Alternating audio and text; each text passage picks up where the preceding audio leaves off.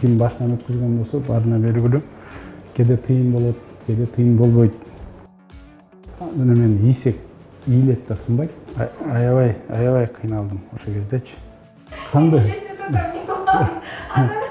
Кызарып койбойт жанакычы. Сырдашканда көп бирөөлөргө айта албаган нерсени атамай айтам негизичи. Негизи эле биздин элибиз ушундай күжүрмөн тайманбас эл да. Саясаттагы бул алсыз адамдар үчүн эмес да. Саясатка келип атканда кайсыл жакка келип атасын билиш керек да. К нам часто обращаются будущие мамочки. Можно ли лечить зубки во время беременности? Да, конечно, во время беременности можно и нужно лечить зубки. Но самым благоприятным периодом для лечения зубов является второй триместр беременности. В этот период, если нет угрозы, то мы можем проводить все манипуляции в полости рта. Анестезия, лечение, пломбирование, удаление. Все эти манипуляции можно проводить во втором триместре беременности. Единственное, что нельзя делать во время беременности, это проводить ультразвуковую чистку полости рта. Салам достор, аты-жөнүм Назира Бердиголова, биздин расмий YouTube каналыбызга кош келипсиздер. Жайдын саратанында сиздерге жеңил, ден соолукка пайдалуу бир тамакты бышыр берейин деп атабыз. Дал ошол бизге тамакты ден соолукка пайдалуу азыктар менен бөлүшөйүн деп биздин Куттуу студиябызга Жогорку Кеңештин депутаты Талант Мамутов келип отурат. Мейманыбыз менен тааныштыралы. Албетте эфирдин алкагында кызыктуу маектер сизди күтүп жатат. Эч кайда алыстабаңыздар. Талант мырза, кутман күн. Мен сизди көргөнүмө абдан кубанычтамын. Биздин студиябызга кош келипсиз. Биз сиздин жаш кезиңизге азыр деле жашсыз. Студенттик күндөрүңүзгө, балалык дагы ойлоруңузга, кыялдарыңызга сапарга чыгабыз. Менимче даяр болсоңуз керек. Даярбыз. Кеттик. Алгач биз эмне тамак жасайбыз? Эми бул жанакы дымдаманын түрү да. Анан бул айырмаланып башка тамактардан. Муну жана бир жолу кынап салып коюп, анан ошол менен бышат да. Болгону акырында бир аз жасалгылап коюш керек салып атканда. Анан биз бул тамакты достор менен ушул негизи студент кезден тамак жасап өзүбүз үйрөнгөнбүз. Анан ушул тоого чыкканда кийин жүрүп ушундай бир жанакы тамактын түрүн, эми бул белгилүү эле тамактар. Бир ушундай тамак жасашты үйрөнгөнбүз. Ошол тамакты бүгүн жасап көрөйүн деп турам. Ал үчүн бизге эмнелер керек? Ал үчүн биринчи кезекте бул койдун майы, эт, капуста, помидор, болгарский, картошка, жана чеснок, помидор, жашылчалар. Ушуну баардыгын биз азыр кесип, анан ирет менен ушул казанга салабыз. Негизи мырза жасаган тамак абдан дамдуу болот дейт. Мен сизге болгону арчып жардамдашып коеюн, калган өзүңүз жасаңыз. Жакшы болот. Алгачкы эле суроо, Талант мырза, айтсаңыз мынакей, пияз арчып, сиз этти турасызбы? Мен пияздарды арчып берейин. Алгачкы эле суроом, канчанчы жайыңыз бул? Жайды канчалык деңгээлде күтөсүз? Деги эле сиздин эң жакшы көргөн мезгилиңиз? 47-нчи жайым. Бетте. Анан бардык эле адамдар үчүн ушул жай мезгили эң мындай кооз, эң жакшы мезгил болуш керек. Анткени негизи адамзат үчүн да ушул жер көктөмгө кирип бир жакшы бир жаралуу мезгили да, ошондуктан негизи жаз мезгили бир эле мен үчүн эмес, жалпы жарандарыбыз үчүн эң жакшы, жагымдуу мезгил. Албетте жаман мезгил болбойт. Ар бир мезгилдин өзүнүн мындай артыкчылыгы бар. Жагат сизге. Мындай ошол менен жагат. Сиз көз тамак жасап жатасыз, Талант мырза айтсаңыз, тамакты мындай ылгап жейсизби же дамыл тамак болсо болду? Аябай ылгап жейм. Анткени капризнисизби? Аз да болсо ушул жанакы тамак жасоодон түшүнүк бар да. Биз студент кезде общежитиеде жашап, анан студент достор менен бирге жашаганбыз.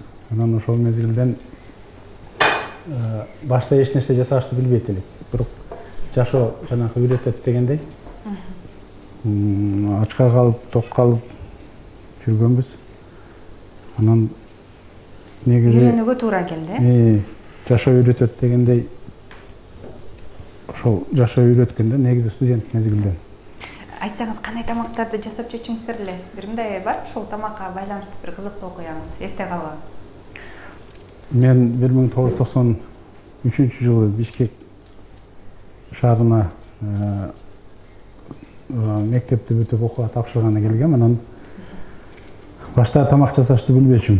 Болгону курсак ачканда магазинден барып жанакында сливка алып, анан буханкадан алып, анан ошол жеп алып жүрчүк да. Анан чарчадыңыз андан, анан бир түрдүү эле жанакы тамак албетте көңүлгө тиеткен.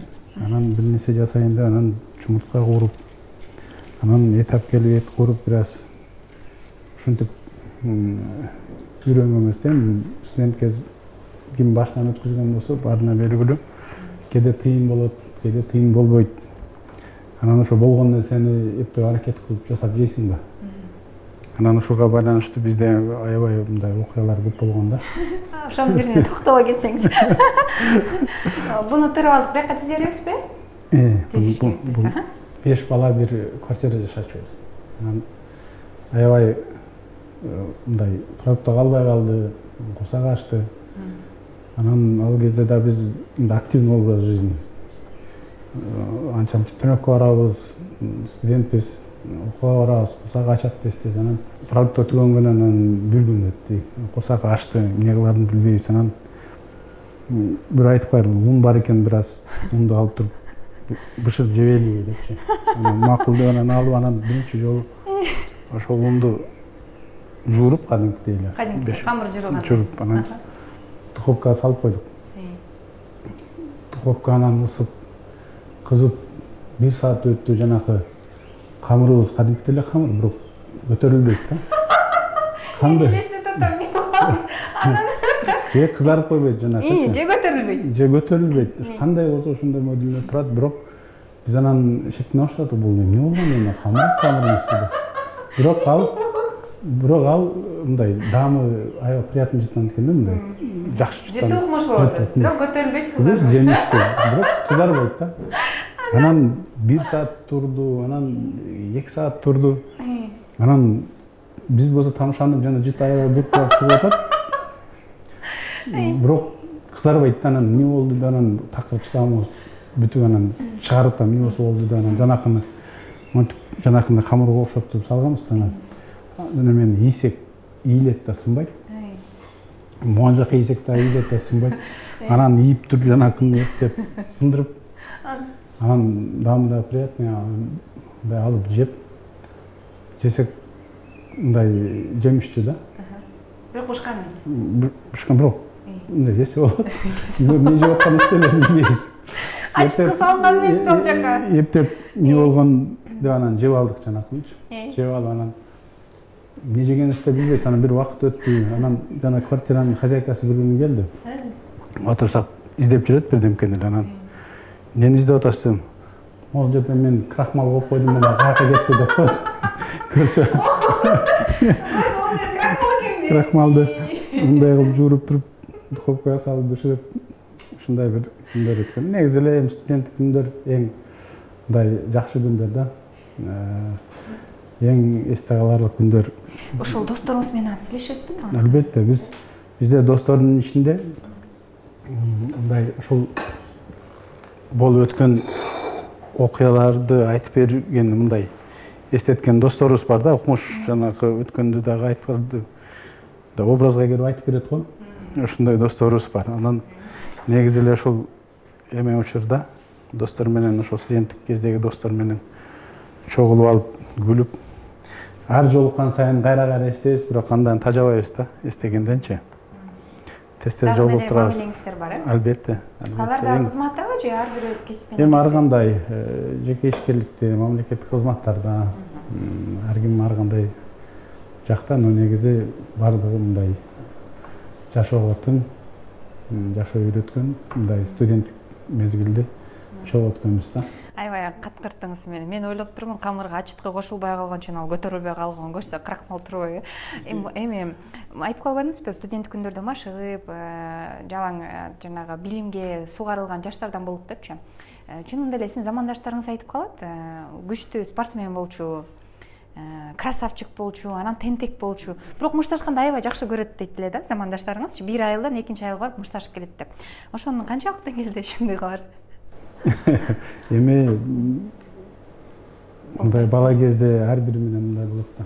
Ушул 90-жылдары мектепти бүтүп, 93-жылы жана университет тапшырып калдык да, жанагы нулевой деп коет го.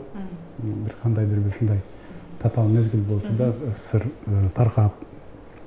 Анан негизи ар бир өлкөдө бир кыйынчылыктар болгон заман эле. Анан ал кезде спорттун жаңы түрлөрү келип, карате, кикбоксинг деген түрлөрү келип, анан бизде ошол спортко аябай жакын элек да. Мен өзүм негизи эле ошол 6-7 класстардан баштап каратеге барып, кийин кикбоксингке барып, ушундай спортко жакын жүрдүм. Анан мектептен негизи бул жак Бишкекке келгенден кийин бул жакта да машыгып база болгондуктан мен тез эле өздөштүрүп алдым да. Анан ошол группада Кыргыз улуттук университетинин дене тарбия факультетинде өзүнчө бир клуб ачкам. Мен клубума ошол мен өзүм теңдөө балдар келип, машыгып, анан кадимкидей жанагы аларды машыктырып, анан дене тарбия сабагы боюнча ар бир факультетке группама келген балдарга мен жанагы зачет коюп жүрдүм. Балдарды машыктырып, анан бүгүнкү күнү ошондой тарбия алып, ошол дене тарбия жагынан машыгып, анан кеткен бир 200-300ге жакын бала бар да. Сиздин колуңуздан чыккан, Мен эми өзүм деле ошол урактуу болчу. Бирок биз спортко жакын болгондуктан аларды машыктырып, анан ушундай үйрөтөт элек, соревнованияларга алып чыгат элек. Анан кээ бир учурда алар учурашып калат. Агай кандай истеп? Агай кандай истеп. Биз анан эстеп калабыз. Ошол балдар менен катышып турабыз азыр. Кээ бирлери мындай мен курак деле да. Анан кээ бирлери чачы аппак болуп, бул университет багытында иштеп профессор болгондор да бар. Билим менен кеткендер бар. Анан мен жаныма келгенден агай кандай истеп ушундай десе, кээ бирлер таң калып, сизди эмнеге агай деп атат деп. Кээ бирлер сурап калат да. Кесипти эмнеге аркалап кеткен жоксуз? Мугалимди кесип жактыбы ошол кезде? Сиз кандай болгон күндө деле бул бала тарбиялоо, аларга билим берүү бул мугалим да. Анан ошол кесипти аркалап кетейин болду эле, сунуштар университетте калыңыз, иштеп бизге кызмат кылыңыз деген. Жок, негизи андай планыңызда жок деле. Жок, сабак берүү жагында андай максат жок эле. Мен көбүрөөк ушул прокуратура органдарына иштегенди каалайт элем да. Бирок прокуратурага кире албай, бир 2 жыл жүрүп калдым. Өзүмдүн саналаштарыман артта калып, эми ал кезде тааныш билиш жок беле. Тааныш билиш жок, аракет кылабыз болбойт. Анан бир 2 жыл жүрүп документтерим да саргайып кетти да, жана көтөрүп жүргөн документтеримчи. Точно билем да. Анан ошол кантип жеңдиңиз ошол эменичи жан дүйнө жарылып калат го ошол кезде. Сиз курактагылар иштеп атса прокуратурада, сиз ишке кире албай атасыз, тааныш билиш жок, акча жок, кандай эле кантип жеңдиңиз ошол? Аябай кыйналдым ошол кездечи. Бирок өзүмүн эмемен, мындай максатыман тайбаган аракет кылдым, ишендим. Кандайдыр бир сезим болот го иште. Мен болом. Мен сөзсүз кирем, буюрса депчи. Анан бирок болбой аткандан аябай кабатыр болуп, иште албетте кандайдыр бир мындай толкундоолор, кыйналуулар болот.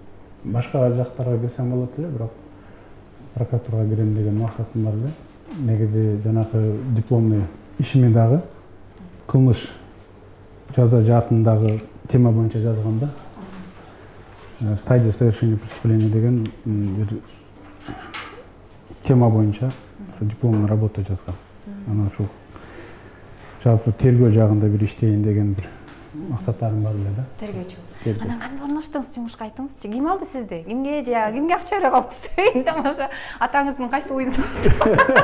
Же малын сатып деп. Ал кезде мал келип эле коюп элесизби? Малды дагы сатып, кандай кылганда дагы болбоду да. болгон жок. Болгон жок. 2 жыл Анан жок. кантип кирдиңиз, ошону айтыңызчы. Анан 99-жылы, анан ошол 2000-жылдар жанагы Баткен окуясы башталып кетти. Террористтер кирип, анан ал жакта жанагы Баткен областы өзүнчө область катары түзүлгөн. Анан область болуп түзүлгөндөн кийин анан ал жакта согуш башталып, өзгөрүүлөр болду да. Анан мен кокустан эле ишке кирем деп жана документимди көтөрүп алып эле кайра келдим эмеге. Прокуратурага келсем, аябай ушу маскачан кишилер, жанагы спецназдар турат, киргизишпейт. Себеби ошол кезде терроризм күчөп, анан Курч болуп турган мезгил экен да. Ар бир имарат өзгөчө бир кайтарууга алынган кез болчу да. Анан кирсем эле сурап калды бирөө. Вы кому деп, мен начальник отдел кадров десем, она вас ждет деди, да дедим. Болбосо андай күткөн эмес эле эч ким. Менин оюмда турбайбы? жок, менин оюмда эми отдел кадрга кирсем, отдел кадр мени кабыл алыш керек деген ойдомун. Отдел кадр мен документ алып келетам. Анан кирип документти тапшырганга эми мындай жол болсо керек дегендей, мындай ждет деп айттым да. Десем, хорошо деп чалды, к вам пришли деди, анан ал жактан бир кыз түшүп келип, пойдемте деп, анан здесь постойте деп мен тургузуп коюп, анан сейчас она подойдет деп кетип калды. Күтүп турсам, анан бир мындай улгайган бир аял келди, орус аял. Кийин билсем, ушу Соколова деген башкы прокуратуранын ушул кадр бөлүмүнүн башчысы экен. Анан сурап калдым, молодой человек, вы кому деп, начальник отдела кадров десем, ну это я деп, а что вы хотели деп. Устроиться на работу, интересно, а кто вас сюда запустил? Калдыңыз калган Анан кызык эме башталды. Анан интересно деп, анан кийин, ну заходите деп калды, анан документти бердим, анан ошол жерден карап, жанагы Усманов деген, Хочке Дербишалиевич деген бир профессор бар эле. Кыргыз улуттук университетинде бизде ага эле ошол мага рецензия жазып берген. Ошонун лицензиясын көрүп калып, анан Хочке Дербишалиевич как он деп сурап калдым да. Көрсө көп эме экен, группалаш экен. Мага рецензия жазып берген. Анан кийин сурап калды, анан бир аз жанагы спорт жагынан дагы, Гермес профиден дагы, Александр Хусановичтан дагы отзыв жазылган эле да. Спортко жакын бала деп жанагы аны көрүп калды. Анан карап анан кийин бир эки суроо берди, аларга жооп бердим. Анан ошентип анан карап калды дагы, Баткен поедете деп сурады. Биринчи эле поедет дедим. Корккон жоксуңбу? Жок. Анан тополоң болот. Эми ал кезде ошондой болчу, көрсө ошондой болуп, ал жака калоочулар андай эле көп эмес экен да. Барууга, кызмат кылууга. Мен эми бир жагынан Кудайдан болду. Шанс болгон келет. Ошол кезде негедир ошол жанагы кирип атканда дагы бирөөлөрдү күтүп аткан экен. Мен барып калып, анан мени киргизип атпай жанагы охраначы. Анан бир кандайдыр бул дагы жанагы Кудайдын буйругу деп ойлойм. Ошентип анан макулдук берип, макул жиберген жагына барам да, анан Баткен областтык прокуратурага ошентип барып орношком да. Жумуш карьера ошол жактан башталды. Талант мырза, сиздин Баткенге кетүүңүздү укканда апаңыз кандай кабыл алды? Эми албетте кыжылат болушу да аябай. Бирок эми жанагы айтканда биз барбаганда ким барат?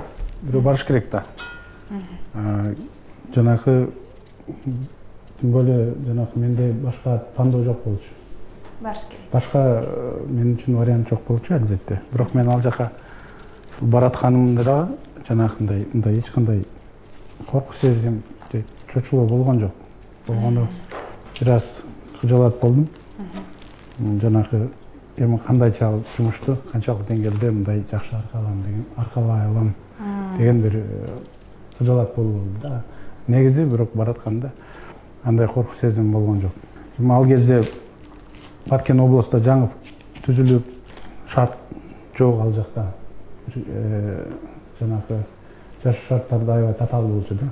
Мында ушундай кезде барып биз Баткен областынын түзүлүшүндө барып иштеп калдым. Айылдын эле уулу туста туурабы? 4 туугансыз. Анан үйдө көбүнчө апаңыз тамак жасачу беле? Албетте. Апаңыздын кайсы тамагын тамшылап жейсиз?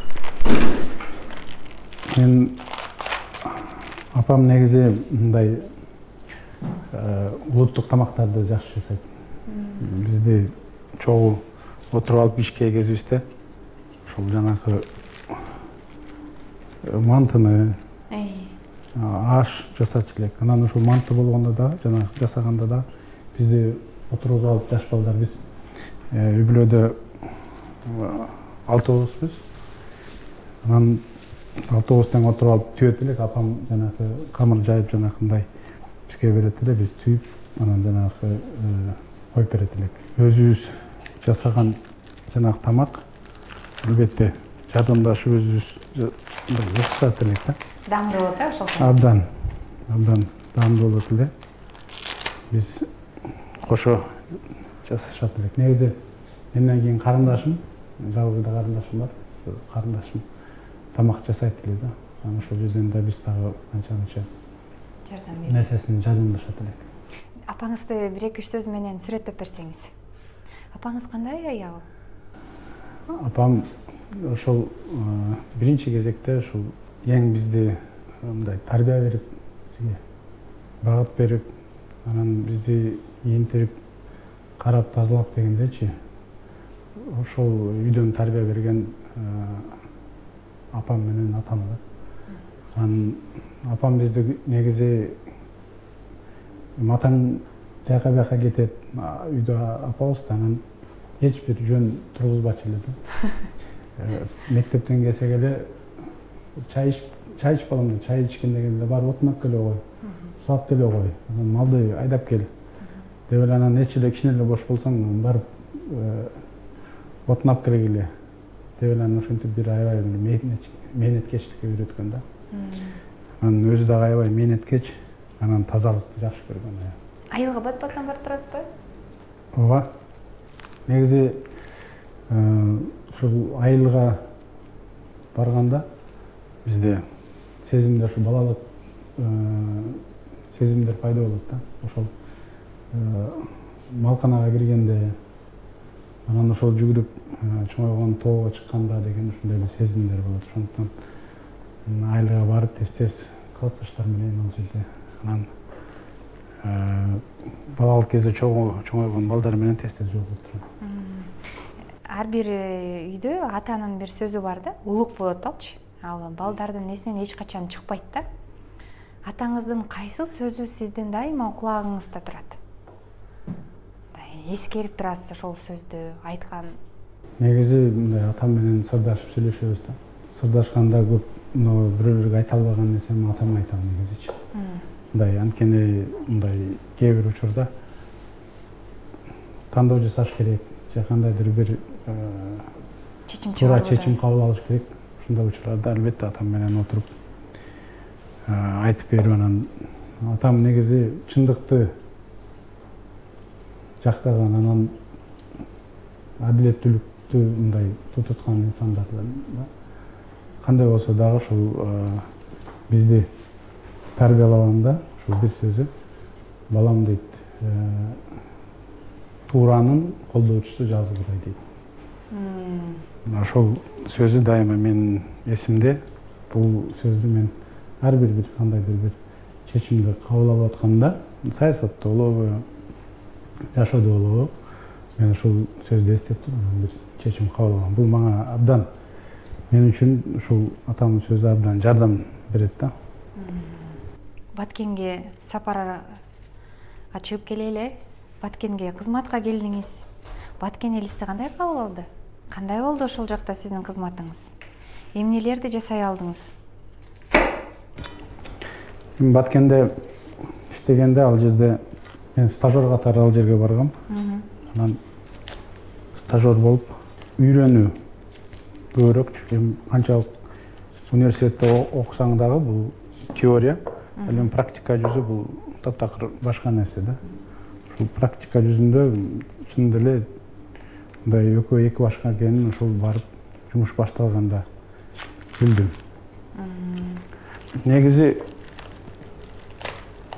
ал жерге барган балдар деле менен эң курактуу балдар барышты. Анан тажрыйбалуу чогуу башка жак райондордон, областтардан которулуп келген балдар бар эле. Ошолор менен чогуу иштешип, чогуу бир мындай алардан көп нерсени үйрөнүп иш алып бардык да.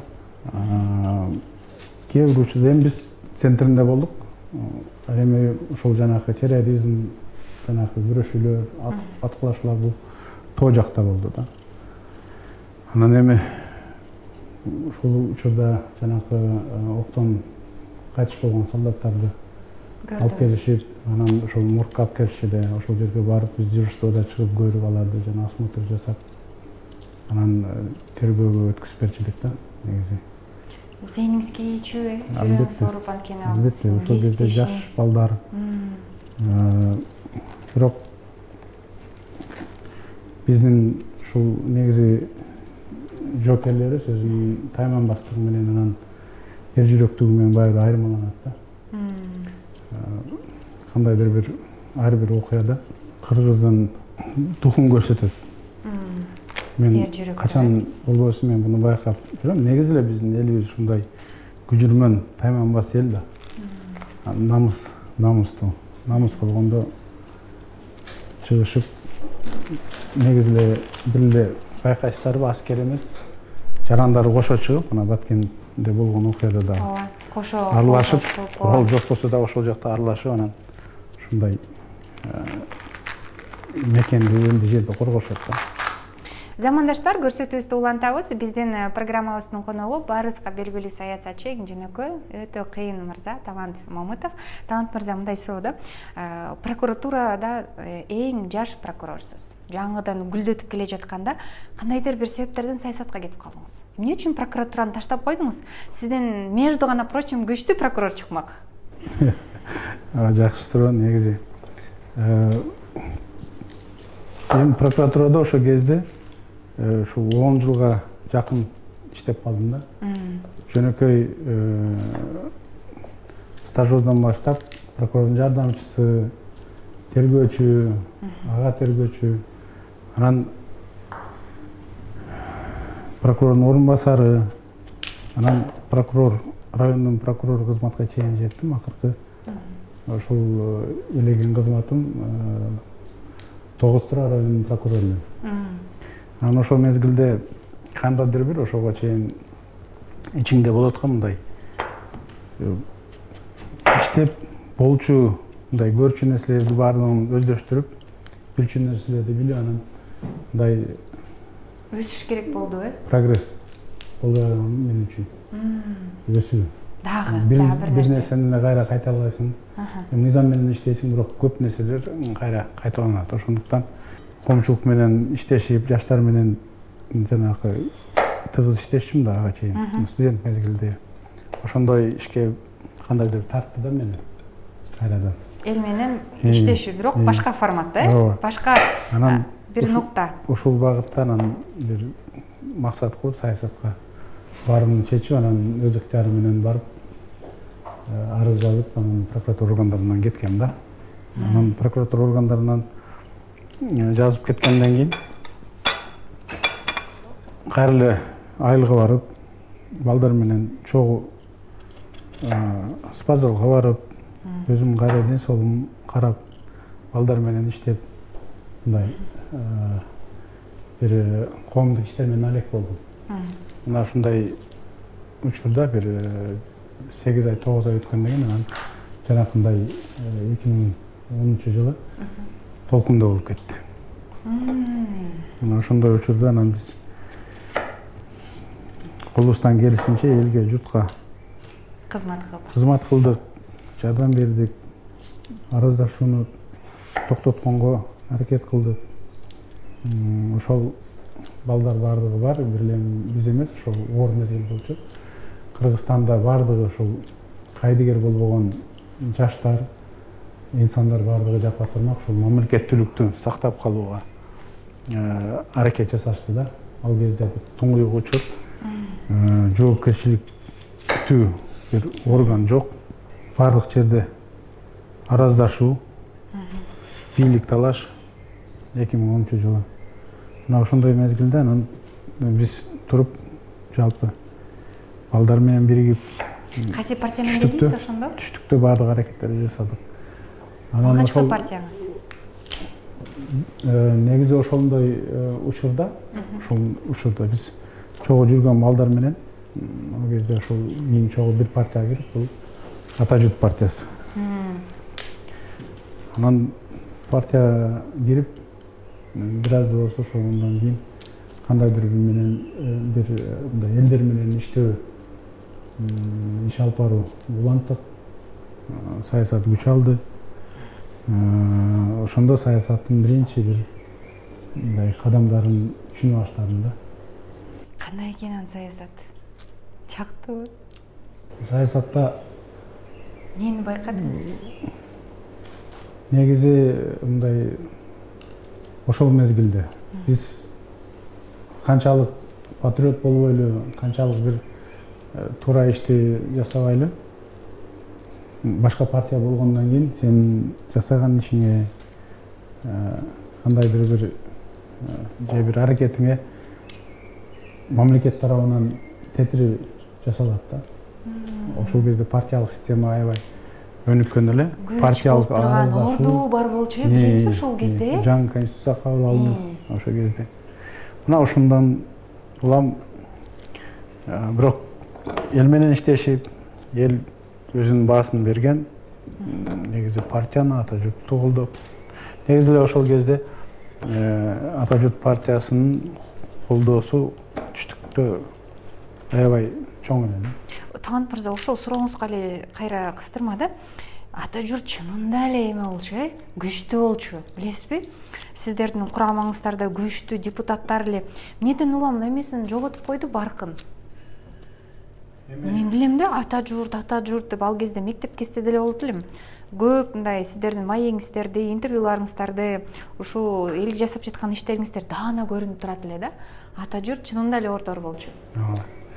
Эми ошол мезгилде мындай карасаңыздар, 5-чи чакырылыш биздин Ата журт фракциясы аябай күчтүү эле. Анткени курамын карап көрсөңүздөр, бүт эле дасыккан, бир тажрыйбасы мол инсандар көп эле да.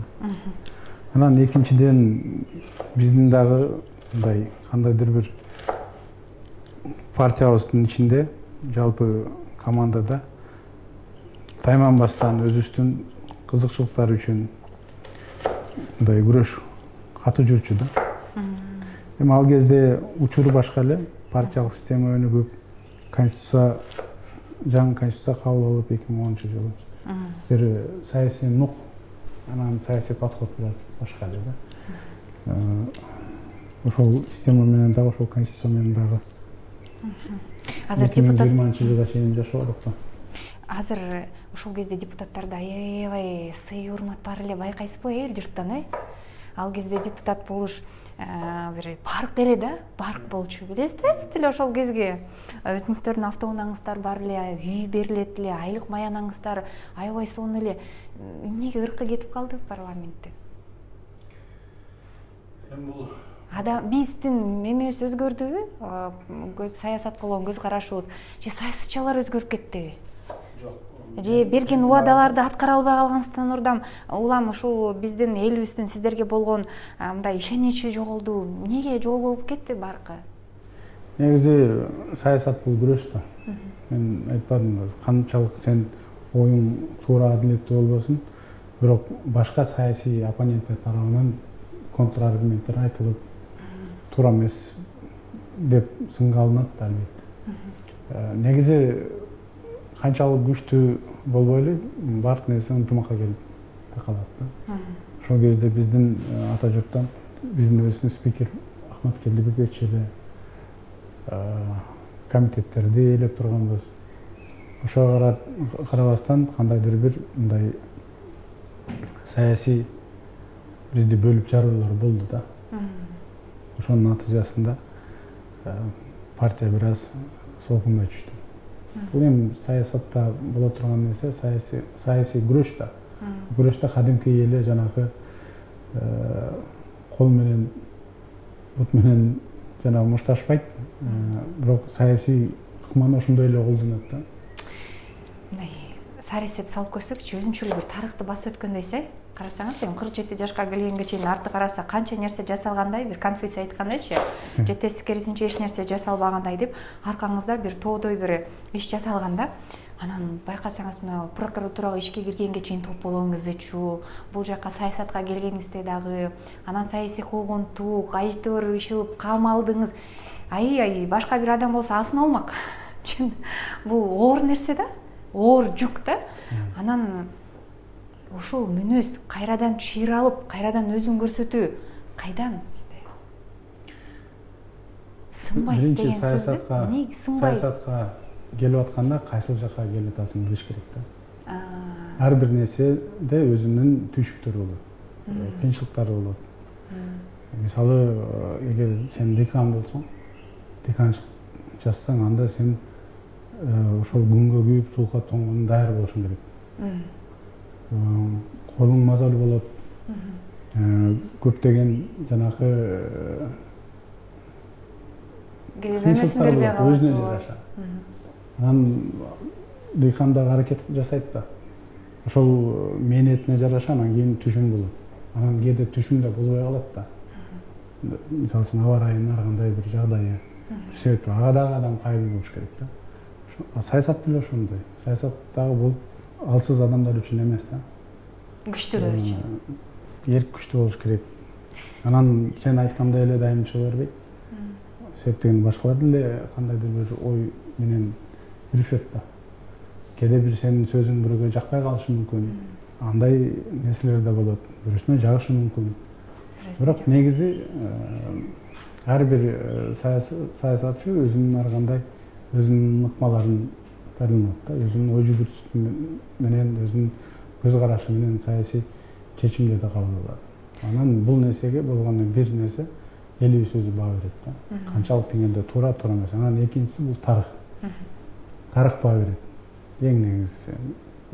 Менин баамда кандай болбосун, ар бир саясатчыда ниети менен пейили түз болуш керек. Мисалы кээ бирлер чындыкты айтып атам дейт да. Айтат, кылган иши башка болуп калат да. Сүйлөгөн сөзү башка, жасаган иши башка. Кээ бирлер бир аз мындай пиар жака ыктайт. Кээ бирлер пиарга такыр ыктабайт. Кандай болсо ошондой. Менин баамда, мисалы үчүн ар кандай мен кандай болсом ошондой болгону аракет жасайм. Жүрөгүмдө эмне болсо ошол нерсени жасап, ошондой бир кадамдарга барам да. Анын үстүнө сиздин мүнөзүңүздү спорттагы тарбиялап койгон окшойт, Бул дагы бир чыдамкайлык да. Баардык эле спорт менен машык бербейт, билесиз, ошону нерсени. Булга да бир эме керек, дисциплина керек да. Мундагы жүрүш керек. Негизи эле биздин мүнөзүңүздү спорт тарбиялагандай да. Спорттон албетте көп нерселерди алдык да биз. Спорт чыйралтат. Спортко чыгып эле бир таймашка дайым жеңишке ээ болбойсуң да. Ооба. Утулмай сайын унутпайсың. Бул адамдык жашоо тили да ошондой да. Ошондуктан албетте спорттун дагы ар бир адамдын жашоосунда мындай орду чоң болот да. Талант мырза, абакта жатканда эмнени ойлодуңуз? Эстеп көрөлү. Эмнени ойлодуңуз эле? Абакта жатканда чынында жакшы суроо бердиң. Абакта жатканда негизи көбүрөөк философиялык суроолор болду да. Эмне үчүн биз жакшы нерсени колдоп, жактап, анан бир кандай түйшүккө кабыл болобуз. Эмне үчүн тескерисинче башкалар туура эмес нерсени жактагандар кайрадан өсүшүп, кайра кайсыл жерде өсүп ошол жерде отурат. Мен болсо болгону ошол кумтөр маселеси болгон да. Кумтөр маселеде ошо 3 экспертиза болгон. Бул экономикалык, бул юридикалык, анан экономикалык. Үшөндө тең Кыргызстандын пайдасына чечип берген. Анан биз юрист катары аны түшүнүп, анан патриот сан катары көп эле депутаттар түшүнүшкөн. Анан колдогондор колдогон, бирок көпчүлүккө ээ болбой калган да. Анан биздики ошондон эмне үчүн мындай болот деп анан жанакындай нааразычылыктар болгондо биз абакта жатып да ушул саясатты ойлодуңузбу? Бирок кандай десем, мындай саясат эмес, басып өткөн жолум да. Эмне үчүн бул жака келип? Эмнеге жатам бул жерде? Эмне кылып атам бул жерде деп? Анан ушундай учурда көптөгөн мына исандарыбыздын жашоосу эсиме келет да. Мисалы ошол эле Жусуп Абдурахманов. Ал дагы ушул биринчи биздин мамлекеттин башчысы катары биздин элибиздин мамлекеттин келечеги үчүн күрөшкөн да. Баулуктарды коргогон. Ошон үчүн аны кайрадан душман атып туруп, анан жанакындай жок кылышкан. Ошол эле Исхак Раза. Мындай ошондой улуу инсандардын жашоосун алып карасаң, дайыма эле алар жакшы нерсе жасаган үчүн дайыма эле аларга жакшылык кайта берген эмес да. Кээ бир учурда ошол жакшылык үчүн дагы отуруп жибиш керек болуп калды, э? Жакшылыкты да коргош керек. Туура идеяны да колдош керек, коргош керек. Анан анча-мунча өзү эле туура нерсени айтып калсаң, ал өзү болуп кала бербейт да. Ал үчүн дагы туруштук бериш керек да. Мына ошон үчүн андай инсандарды көрүп тарыхты, андан кийин эң негизгиси биздин пайгамбарыбыз Мухаммад саллаллаху алейхи вассалам пайгамбарыбыз дагы ушундай кыйынчылыктардан өткөн да. Динди киргизем, исламды жайылтам деп, кандай деген кордук азаптарды көргөн. Өзүнүн жакын адамдары, өзүнүн жанакы туугандары, уруулаш туугандары уруп муртукман калышкан да. Демек, бул жашоодо биз баары сыноого келебиз. Дайыма эле жанакы чындык айтсак эле чындык боло берсе, албетте бул жашоо өзү бейиштеп калмак экен. Ошол жалган бар, чын бар, ошонун күрөшү болот. Ошол электен ар бир инсан өзү өтүп келет. Мен абакта отурганда мен ошону түшүндүм да негизи. Кыйын күндөрдү өткөндө биз кандайдыр бир максат койгонбуз. Мамлекеттин келечеги үчүн. Саясатта жараткан буйруганча болобуз. Аны биз билбейбиз, жараткан билет. Азыркы учурда 4 балам бар. 2 уул, 2 кыз. Эң татаал маселе бул кадр саясаты. Кубануу анан сүйүнүч татакы болгон жок. Бир эле Кыргызстанда эмес, дүйнө жүзүндө бир кандайдыр бир тирешүүлөр, жакшы эмес адис болсом дагы бул тармакта, бирок мен жакшы уюштуруучумун, сындагым келбейт.